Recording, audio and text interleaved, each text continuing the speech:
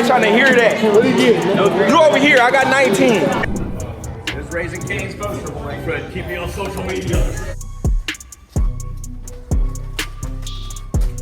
In a wild twist that's lit up the boxing world, rumors are swirling that Terence Crawford recently dropped by the Wildcard Boxing Club in Los Angeles, and not just for a handshake. Manny's a generational, talented fighter. Like, he's accomplished what no other fighter is ever going to accomplish.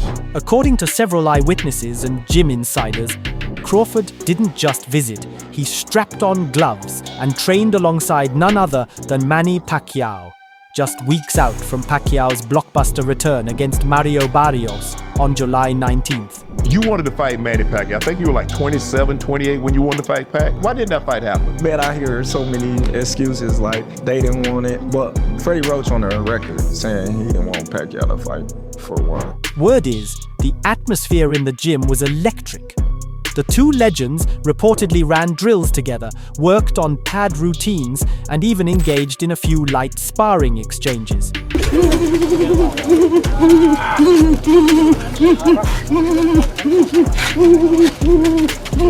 Say you on this back toe. Remember I told you be on that back toe. You know what I mean? But when you hook, you want to change you want to hook from the hips. So when you hook, boom. It wasn't about ego, it was about greatness pushing greatness, one onlooker shared.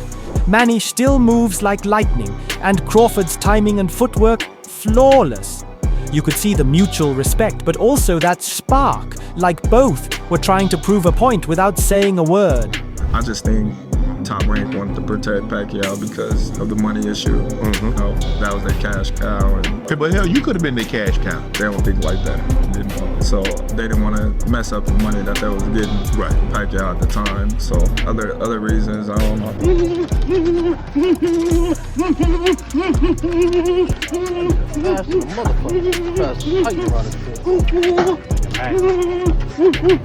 What shocked fans even more was the level of intensity. While it wasn't a full-on war, the pace and sharpness of their work had people questioning whether this was just a one-time session or something more. Some speculate Crawford might be helping Manny fine-tune for Barrios' style, while others whisper about talks of a future exhibition between the two pound-for-pound greats. I was in the mentions and talk to fight Pacquiao since 2014, and we was in the same promotional company, and they couldn't make it happen.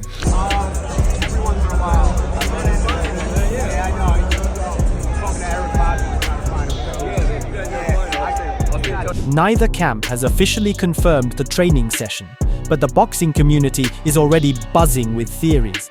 From leaked phone footage to cryptic social media likes, the smoke is definitely there, and where there's smoke, there's usually fire. Wait, don't go away just yet because there's more exciting news coming. Watch till the end. I don't think he was interested in it because his coach mentioned numerous times he didn't want him to fight me. I can fight anybody on 147. I tried to 154, but you know, when I beat Margarito, and then the WBC asked me, "Are you going to defend your junior middleweight?" Whether it's just mutual respect or the start of a long-awaited collaboration between two legends, one thing's for sure: Manny Pacquiao's comeback is getting a lot more interesting, and Crawford's presence only adds fuel to the fire. If Manny Pacquiao defeats Mario Barrios on July 19th, a mega fight with Gervonta Tank Davis could be next, and the boxing world is buzzing. They keep talking about Gervonta Davis as a possible fight, man. You like that fight because he's little, like he's your size. I like that. According to advisor Sean Gibbons, this matchup has been in Pacquiao's sights for years. Despite the age gap and weight difference, Pacquiao's camp believes this is the kind of blockbuster fight that makes sense now, especially as Manny looks to cement his legacy in his return. Meanwhile, Gervonta Davis, currently one of boxing's most explosive and marketable stars, is set for a rematch with Lamont Roach on August 16th.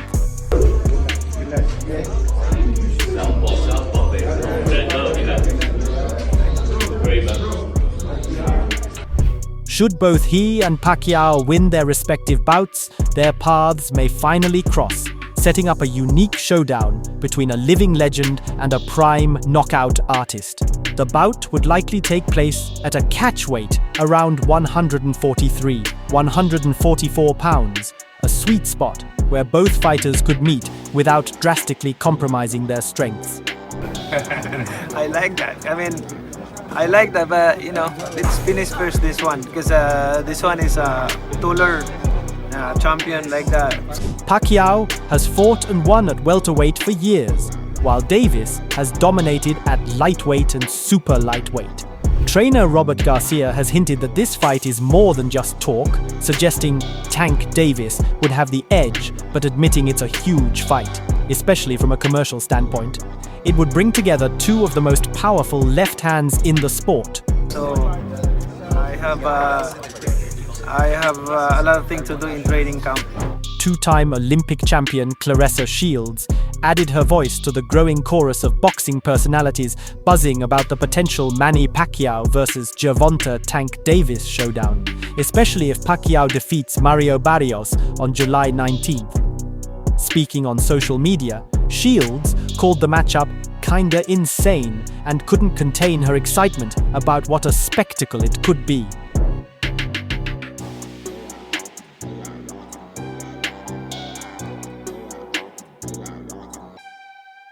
She encouraged fans to imagine Pacquiao at 46 going toe-to-toe with the younger explosive Davis, suggesting the fight could be one of the most compelling events in boxing history.